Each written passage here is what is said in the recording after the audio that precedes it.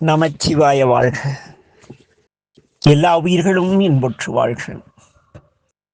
அடியனுடைய உடல்நலக்குறைவின் காரணமாக திருவருள் துணை சற்று தயங்கியதால் இந்த பதிவை தொடர்ந்து தருவதில் அவ்வப்பொழுது இடையூறு ஏற்படுகிறது. ஏனெனில் தொண்டரும் பெருமை சொல்லவும் பெரிது.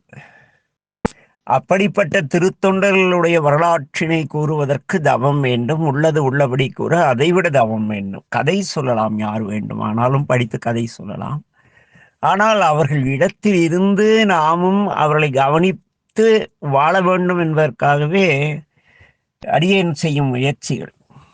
அவ்வழியிலே நம்முடைய பெரியவர்கள் சொல்வார்கள், இல்லறம் அல்லது நல்லறம் என்று.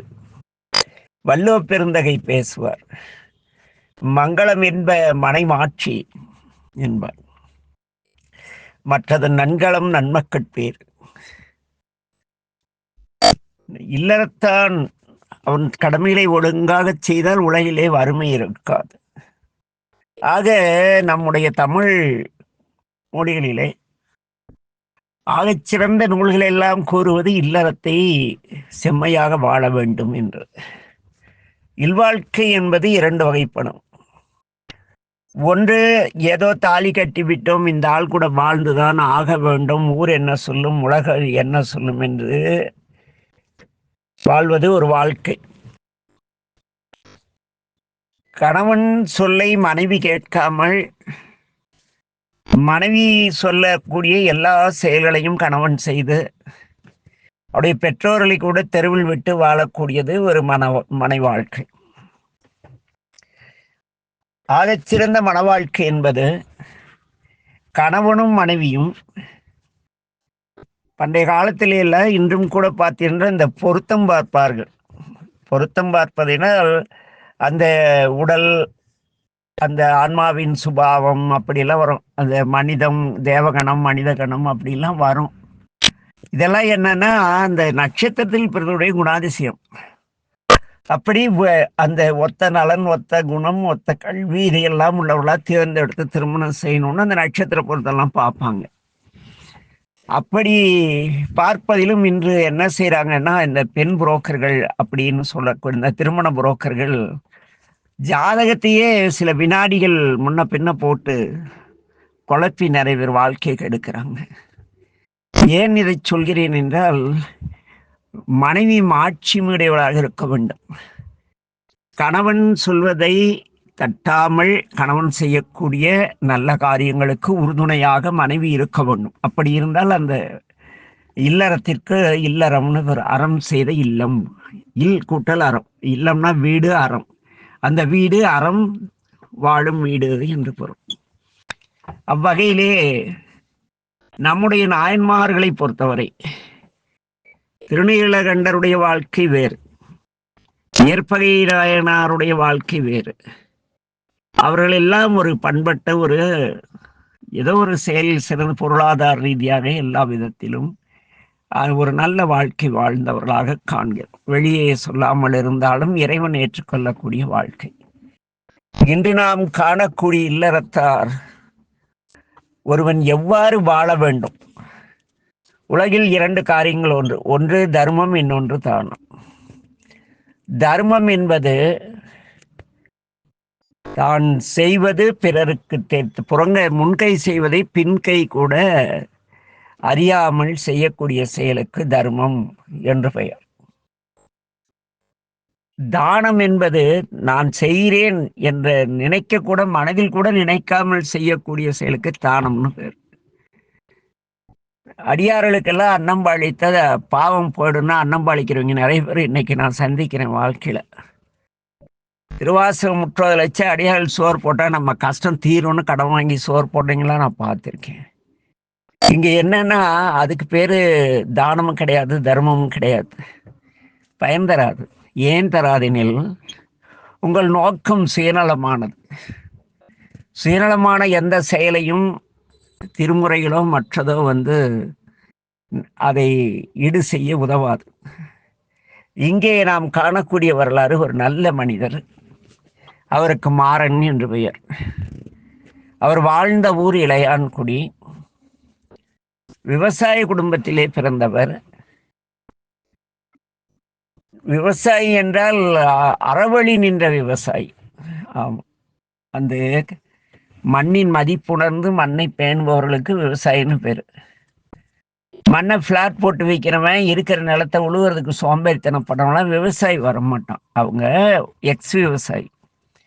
இந்த இளையான்குடி மாறனாயினர் உண்மையான விவசாயி. என்ன, அவர் சைவ வேளாள மரபில் பிறந்தவர்.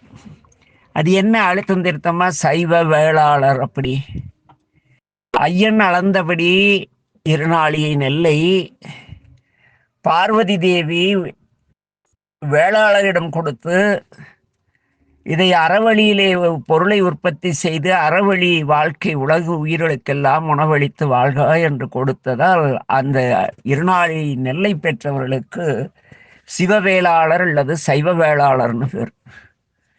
இன்றும் அவர்கள் பெரும் ஆலய சேவை செய்வாங்க. இரக்க குணம்னு பெரும்பாலும் இருக்கத்த சிலர் மாறிவிட்டார்கள். கலப்பினம் காரணமாக பலர் அந்த பண்பிலே இருக்கின்றார்கள். இப்படி அந்த சைவ வேளாள மரபிலே பிறந்த மாறனார் நம்பெருமானிடத்து அந்த வள்ளுவர் சொல்றார், குடிபிறப்பும்பர். அது சாதி சமயம் சார்ந்தது கிடையாது. குடிபிறப்புங்கிறது எல்லா நால்வகை வர்ணத்தாருக்கும் உண்டு.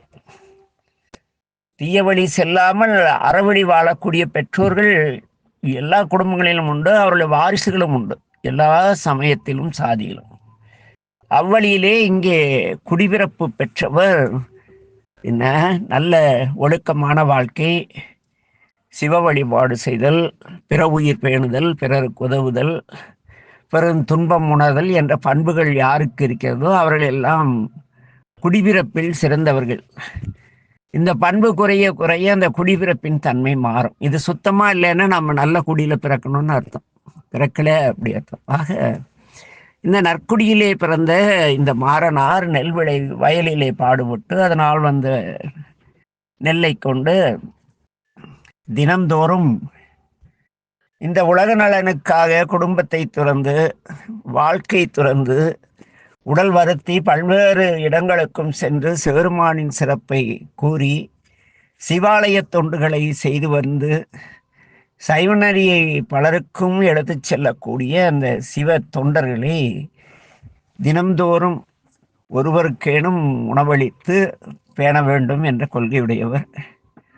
அவ்வழியிலே இவர் தினந்தோறும் அந்த சிவ தொண்டர்களை அழைத்து வந்து அவர்களுக்கு அறுசுவை உணவளித்து அவர்களுக்கு தேவையான உதவிகளை செய்து வாழ்ந்து வருகிறார். இப்படி அவர் வாழ உறுதுணையாக கண்டிப்பாக அவருடைய மனைவி இருந்திருக்க வேண்டும்.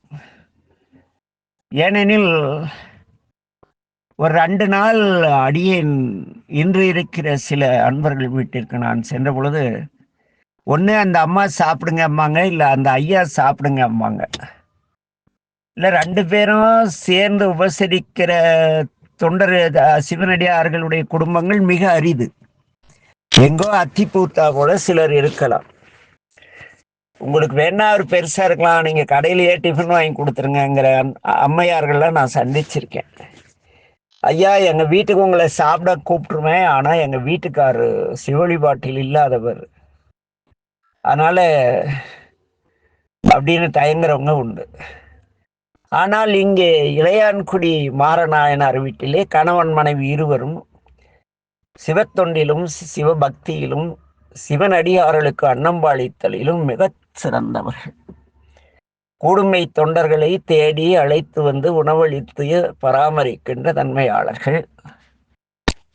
இவ்வாறு அறம் செய்ய செய்ய இங்கு அன்னம்பாளிப்பு நடக்கிறது என்று தெரிந்தவுடன் அறவழி வாழும் அந்த சிவத்தொண்டர் பல்வேறு ஊர்களில் இருந்து அந்த பகுதிக்கு வரக்கூடிய தொண்டர்கள் எல்லாம் இளையான்குடி மாறநாயனாருடைய இல்லத்திலே சென்று உணவு அருந்துவது வழக்கமாகியது.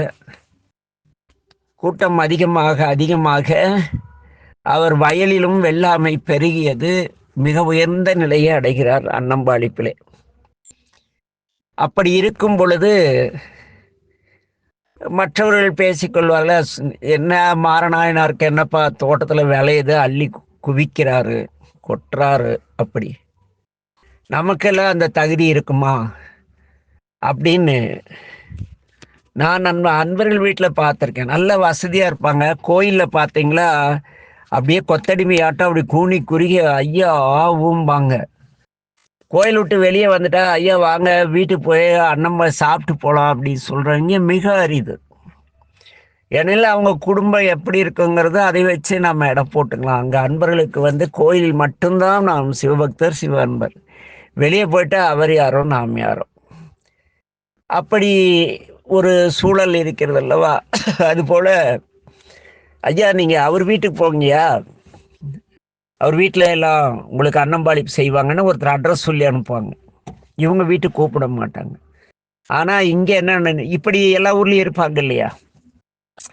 அதுபோல இளையான்குடி மாறநாயனார் செய்கின்ற இந்த அன்னம்பாளிப்பை பலரும் இறை அருளால் இவர் செய்கிறார் என்பதை சிந்திக்காமல், அவருக்கு என்னப்பா இருக்குது செய்கிறாரு, நம்ம எங்கே போகிறது அப்படின்னு சொல்லிட்டு இருக்காங்க. இதை நம்பெருமான் பார்க்கிறார். என்னடா இது, ஒரு ஜீவனுக்கு ஒரு வேளை சோறு கொடுக்கறதுக்கு என்ன பெரிய தகுதி வேணும். நம்ம சாப்பிட்றதுல கூட யாவருக்குமா உண்ணும் போது ஒரு கைப்பிடின்னு திருமந்தியத்தில் சொல்ல வச்சிருக்கமே, இதை உணராமல் இவர்கள் இருக்கிறார்களே என்று நினைத்த இறைவன், இப்படிப்பட்ட நம்மகிட்ட நிறைய இருந்தால் செயலாக நினச்சி தன்னை ஏமாற்றி ஊரை ஏமாத்துறவங்களை திருத்துறதுக்காக பெருமான் என்ன செஞ்சார்னா, இளையான்குடி மாறநாயனாருக்கு கடுமையான வறுமையை தருகிறார். அது வறுமை கிடையாது, வறுமை பதம். என்ன தரார்? வறுமை பதம். ஏன் அதற்கு வறுமை பதம் என்ற பெயர் வந்து அப்புறம் சொல்றேன். அப்புறம் வீட்டில் எல்லாம் வறுமை வந்தது, வறுமை பதம் வந்தது. அப்புறம் எல்லாம் செலவாச்சு, அக்கம் பக்கம் கடன் வாங்கியாச்சு, பக்கத்து வீட்டில் கடன் வாங்கியாச்சு. ஒரு நாள் அன்னம்பாளிக்கிறதுக்கு இவங்களுக்கே சாப்பாட்டுக்கு வழி இல்லை. வீட்டில் கொஞ்சம் நெல் இருந்தது, மழை பொழிந்ததால ஓடி போய் அதை நாத்து விட்டுட்டு வந்து அந்த முழுக்க பட்னியோட நம்ம மாறனாரும் அவங்க திருமதி மாறநாயனாரும் அமைதியா சிவனேன்னு உட்கார்ந்துருக்காங்க. இரவாயிற்று. இப்பாட்டம் மின் விசிறியெல்லாம் மின் விளக்கெல்லாம் கிடையாது இல்லையா அந்த காலத்துல. அவர்கள் இருவரும் ஒரு காடா விளக்குல உட்கார்ந்துட்டு இருக்காங்க. ஒரு நல்லெண்ணெய் விளக்கை ஏற்றி வச்சு பசியோட பெருமானை நினைத்து அமர்ந்திருக்கிறார்கள். அப்பொழுது வாயிலே யாரோ கதவை தட்டும் சத்தம் கேட்கிறது. அங்கே சென்று பார்த்தால் ஒரு வயோதிகர் சிவத்தொண்டர், கழுத்தில் கண்டமணி, நெற்றியில் மலை ஈரம், முடியெல்லாம் அப்படியே நலைந்து அப்படியே கிடுகிடுகிடு என நடுங்கிக் கொண்டு அங்கே நின்று கொண்டிருக்கிறார். உடனடியாக மாறனார் அவரை பார்த்தார். ஐயா வாருங்கள் உள்ளே என்றார். வாருங்கள் சொல்லி உள்ள வர்றப்ப இந்த பெரியவர், ஐயா மிக பசித்து வந்தோம் அப்படிங்கிறார். எப்படி? மிக பசித்து வந்தோம், ரொம்ப பசியோட வந்திருக்கேன்ப்பா அப்படின்னு வராரு. ரெடி பண்ணிடலாங்கய்யா, சூடான சாப்பாடு சாப்பிடலாம் அப்படின்னு சொல்லிட்டு ஐயா அவருடைய தலையில இருந்த ஈரத்தெல்லாம் துணியை எடுத்து தொடச்சி உடம்பெல்லாம் துடைக்க கொடுத்து மாற்று உடை கொடுத்து, அவர் வீட்டில் எல்லா இடம் உள்ளது, ஒரு இடம் மட்டும்தான் ஒழுவுல. அங்க ஒரு பக்கம் ஐயாவை இந்த வயோதிகரை, ஐயா நீங்க இங்க இருங்க, இந்த இடம் குளிராது, இங்கே இருங்க, சமையல் ரெடி பண்ணிடுறோம் அப்படிங்கிறாங்க. பெரியவரை அப்படியே போர்த்திக துணியெல்லாம் கொடுத்து ஒரு பக்கம் உட்கார வச்சுட்டு போய் மனைவியாரை பார்க்கிறார். அவர்கள் மாட்சிமையுடைய மனைவி. மாட்சிமை தான் இங்கே சொல்றாங்க இல்லையா, கருணை மிகுந்த. அப்படி இவரை பார்த்ததுமே சாமி அப்படின்னாங்க. பெரியவர் மிக பசித்து வந்திருக்கிறார் கண்ணு அப்படின்னாரு. அந்த அம்மா யோசிச்சாங்க, எல்லா இடத்துலையும் வாங்கியாச்சு, இதுக்கு மேல கொடுப்பார் இல்லை. வந்தவ பெரியவரோ மிகவும் பசியினால் வாடி வாட்டமுற்று குளிரில் நடுங்கி கொண்டிருக்கிறார், என்ன செய்யலாம்னு யோசிச்சாங்க. கணவனாரை பார்த்து, இன்னைக்கு காலையில நாத்து விட்டோம் இல்லையா, அந்த நெல்லையெல்லாம் அப்படியே அரிச்சிட்டு வந்தீங்களா, ஐயாவுக்கு சோறு போட்டலாம் அப்படிங்கிறாங்க. உடனடியா மாரநாயனார் இருட்டில், அந்த காலத்துல மின் விளக்கு எதுவும், இந்த மின் விளக்கு இருந்தாலே மழை பெஞ்சா நின்று போடுமே, இருட்டில் தட்டு தடுமாறி நம்ம ரெகுலராக நம்ம தோட்டத்துக்கு போய் பழனா எவ்வளோ இருட்டு இருந்தாலும் நம்ம தோட்டத்தில் கரெக்டாக போய் நிற்போம். அதுபோல் இவரும் போனார். ஒரு கூடை தலைமையில கவிழ்த்துட்டு அந்த நாற்றங்காலில் இருந்த மழை பெஞ்ச மிதக்கும் இல்லையா, நான் அந்த நெல் மணிகள், இவர் போய் அப்படியே மேலாக இந்த மின்னல், அந்த இளம் மின்னல் அப்படி மின்னுனா வெளிச்சம் வரும் இல்லையா, அதுலேயே குத்து மதிப்பாக எல்லாம் அப்படியே போட்டு அந்த நெல்லெல்லாம் எடுத்துட்டு வரார். வந்து துணைவியாரிடம் தருகிறார். அந்த அம்மையார் அதிலிருந்து சேரெல்லாம் போக சுத்தமாக கழுவிட்டு, சாமின்னாரு, புரிகிறது, அடுப்பெரிக்க விறகு இல்லையா அப்படின்ட்டு. அப்போல்லாம் பனை ஓலை வீடு தான் விவசாயிங்களுக்கு பெரும்பாலும் இருக்கும். நாங்கள் சிறுபிள்ளையாக இருந்தது எங்கள் வீடெல்லாம் பனை ஓலை வீடு தான். அதில் எல்லாம் ஒரு இடத்துல ஒரு ஓலையை உருவுறாரு. உருவி 2-3 ஓலையை உருவி அந்த அதனுடைய காம்பு பகுதியை வெட்டி ஓலை போட்டு அடுப்பை பற்ற வச்சு அந்த அம்மையார் என்ன செய்கிறாங்க, அந்த ஈர நெல்லை லேசாக வறுக்கிற, அது முளை விட்டு இருக்கு, சிறுசா முளை விட்டு இருக்கிறதுனால அந்த நெல் பிளந்திருக்கும். வறுக்கும் பொழுதுன்னா அந்த உமி தனியாக வந்துடும். அப்படி வறுத்தார். உமியெல்லாம் புடைச்சி எடுத்தார், சோறாக்கினார், சாப்பாடாக்கிட்டு அந்த கஞ்சி இருக்கு இல்லையா, கஞ்சியை ஒரு பக்கம் பத்திரமா வச்சுக்கிட்டார். கணவனாரை பார்த்தார். மிக பசியோடு இருக்காரு, எப்படி வெறும் சோறை கொடுக்கறதுன்னாங்க. நம்ம மாறனார் அப்படியே அமைதியாக போய் வீட்டுக்கு கொல்லைப்புறத்தில், நாங்கள் சிறுபிள்ளையாக இருந்தப்போ கூட எங்கள் வீட்டில் வீட்டு தோட்டம் இருக்கும், இல்லைன்னா ஒரு கொஞ்சம் காலி இடம் இருக்கும். அங்கே இந்த மழை 2 நாள் மழையில் சிறு சிறு கீரைகள் முளைத்திருந்தன. மாரநாயனார் அதையெல்லாம் எடுத்துட்டு வந்தார். மனைவிட்ட கொடுக்குறாங்க. அந்த அம்மையார் அந்த கீரையை கடைசல் செய்தார். கீரை குழம்பு அப்படி கடைஞ்சிட்டாங்க. அப்புறம் அந்த இளம் தண்டு இருக்கு இல்லையா, அதை அப்படியே வதக்கி பொரியலாட்டம் பண்ணிட்டாங்க. அதற்கு அடுத்து அந்த முதிர்ந்த தண்டை கஞ்சியில போட்டு கூட்டு மாதிரி பண்ணிட்டாங்க. இல்லை, நாங்களாம் சிறு பிள்ளைகள்ல சாப்பிட்ருக்கோம். சரியான டேஸ்டா இருக்கும். அது 3மே காரசாரம் ஒன்றும் இல்லைனாலும் அந்த உப்பு மட்டும் இருந்தா கூட போதும், அது சுவை வேறு. செஞ்சு சாப்பிட்டு பாருங்க, உடல் கெடாது கண்டிப்பா. அப்படி உணவு தயாராயிற்று. மாறனார் அப்படியே திண்ணைக்கு வரார். அந்த பெரியவர் அப்படியே கிடுகிடுன்னு நடிக்கிட்டே இருக்கார். ஐயா, உணவு தயாராகிவிட்டது ஐயா, எழுந்திருங்கள் ஐயா, சாப்பிடலாம். சிவாய நமச்சிவாய வாழ்கன்னாரு. இருட்டு. அங்க பெரியவர் படுத்திருக்கிற மாதிரி அந்த தலையணை எல்லாம் அப்படி இருந்ததுக்கு அவர் படுத்திருக்காருன்னு நினைச்சிட்டாரு போல. அங்க பார்த்தா அந்த பெரியவரை திடீர்னு காணோம்.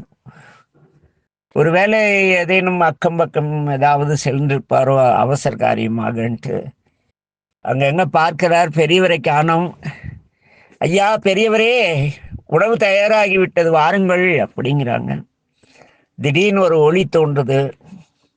அந்த ஒளியிலே அம்மையப்பர் காட்சி தந்து, மாறனே, செழுமையாக இருக்கும் பொழுது செயல்கள் ஒரு பெரிய காரியமே கிடையாது. நீ கொண்ட கொள்கை மாறாமல் வறுமையிலும் எனக்கு அன்னம்பாளிக்க நினைத்ததால், அன்னம்பாளித்தல் செய்வதற்கு, ஒருவரை பசியாற்றுவதற்கு பொன்னோ பொருளோ எதுவும் தேவையில்லை, மனம் இருந்தால் போதும் என்று உணர்த்தினீர்கள். உண்மை உணர்ந்து வருங்காலத்தில் உணவிற்காக வரும் உயிர்களிடத்து யாரும் ஏமாற்றாமல் தங்கள் நினைவாக பசியோடு வருவதற்கு உணவளிக்க இந்த வரலாறு ஒரு கருவியாக இருக்கட்டும். நீரும் உன்னுடைய துணைவியாரும் நீங்கள் குபேரப்பட்டணத்திற்கு சென்று குபேரன் உங்களுக்கு அடிமை செய்ய அங்கு வாழ்வீர்களாக அப்படின்ட்டு சாமி குபேரன்கிட்ட கொண்டு போய் உங்களை சேர்த்துட்டாங்க. அங்கே அவர்கள் குபேரன் பணி செய்ய வாழ்ந்து வருகிறார்கள் இன்று வரை. ஆக இந்த இளையான்குடி மாறநாயனார் வரலாறு நிலையின் தெரியாது அடங்கியான் தோற்றம் மலையினுமான பிறகு எந்த ஒரு நிலையிலையும் கொள்கை விடாமல் வாழக்கூடிய அந்த மெய் தொண்டர்கள், அவங்கதான் தொண்டர்கள். நினைச்சா கொள்கை மாத்திக்க கூடாது. இருந்தா ஒரு மாதிரி, இல்லாதவற்ற ஒரு மாதிரி.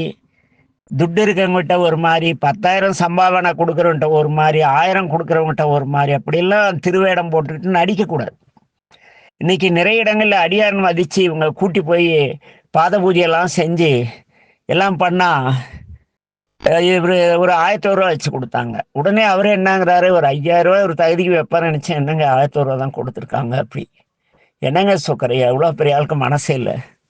அட பாவிங்களா, ருத்ராட்சம் போடுறது கௌரவ பிச்சை எடுக்கவான்னு திட்டான்னு. ஆக என் அன்பின் உறவுகளே, நீங்கள் வறுமையில் இருந்தாலும் சரி, செழுமையில் இருந்தாலும் சரி, பசியோடு யார் வந்தாலும், ஏனெனில் அங்கே சிவனடியாராக வந்தார் என்று பதிவு கிடையாது. ஒரு வயோதிக முதிவர் பசியோடு வருபவர்கள் எல்லாம் பரமசிவன்பாங்க. எங்க அம்மா வந்து ஒரு குண்டான ஒரு பிச்சைக்காரனுக்கு ரெகுலரா சோறு போடுவாங்க. ஏமா இப்படி இந்த இவனெல்லாம் சோம்பேறி ஆக்குறேன்னு திட்டுவேன். அப்ப அம்மா சொன்னாங்க, இதே மாதிரி வினோபா வாழ்க்கையில் நடந்துறா கண்ணு. இந்த சிவருமான் இருக்கிறாரே, அவர் வந்து யாராவது பசியோட வந்தா அவன் உருவத்தை பார்க்கறமா பசியை பார்க்கறமான்னு சோதிக்கிறதுக்காக நம்மளை இப்படி குண்டா வந்து கூட சோதிப்பாரு, தடை செய்யாதம்மாங்க. ஆக யார் பசியோடு வந்தாலும் சரி, எல்லாருக்குள்ளும் சிவம் இருக்கிறார்.